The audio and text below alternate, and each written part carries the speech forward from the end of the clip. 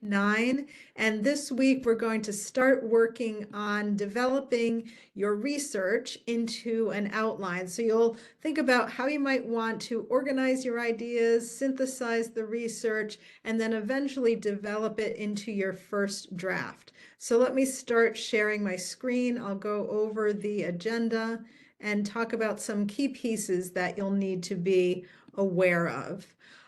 So first of all, take a look at the feedback that I gave you on your research summaries. If you have not done that yet, you'll want to go into the My Grades section in Blackboard, look at my feedback, and see if I made any suggestions for how you might focus your research and your first draft. Once you've done that, I have a short video that I'm sharing in the folder. It's from Roxanne Gay, who is a writer, a researcher, and a professor of English. And she kind of talks about finding the why, that underlying reason for why you're writing what you're writing. So watch the video and think about the argument that you're making, your claim, what you're proposing as your solution, and essentially how you can engage your reader to really care about this topic that you're writing about. So think about pathos, the emotional connection, ethos, which is your credibility, and logos, how you can logically organize your argument. Because that's going to be important to think about as you develop your outlines for this week, which is the assignment that's due on Friday. So I have a few chapters, they're short, a couple from the Little Seagull Handbook on how to develop your paragraphs and the different parts of the essay. So you want to make sure to structure your outlines this way. You want to have your thesis statement, your opening, the key reasons to support your thesis, and then coherence, how you can connect those ideas using parallel structure. And then you'll also think about your conclusion. You don't want to just end your argument. Your outline should include some kind of, again, the proposed solution, but even a call to action for what you want your reader to do, think, or feel. And then, of course, the last piece will be a creative title that you'll think about. There's not really any great section, I have to be honest with you, on how to develop an outline, but you might want to refer back to the sections on writing an argument and the writing process, which gives a little bit on organizing and drafting an essay and how to structure your outline.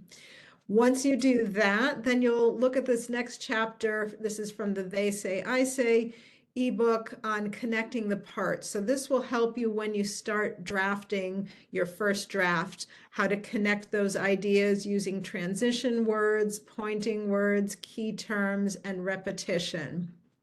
And of course, as you develop your first drafts, you're going to incorporate that research that you did in the previous week. So make sure you watch this short video on how to do citations and why to do citations.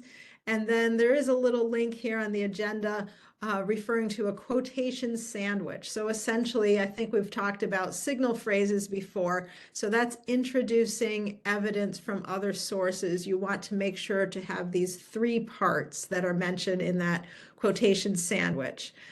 Since sometimes writing a first draft or even doing the outline can be a little overwhelming, I put together a step-by-step guide, which is linked here on the agenda, and I also created a sample outline so you can see what that might look like for the topic that I'm writing about. So looking ahead after you've done all of that, I should say, make sure to submit your outline by the end of this week, so on Friday. And then once you do the outline, start working on your first draft. And so this is looking ahead to some readings for that week. So follow everything in the Week 9 folder. You're also going to have a blog post where you will be writing about your proposed solution and responding to each other. And this is an opportunity, again, for peer feedback. So maybe you're not quite sure about what solution to propose and you want some assistance, or maybe you have a few ideas, but you're not sure which one might be the best one. So this is a great way to get feedback. So your blog post, initial post is due Wednesday, and your responses will be due on Sunday. All right, so that's all for this week. If you have any questions, feel free to reach out, and I look forward to reading your thoughts this week. Have a great week. See you soon.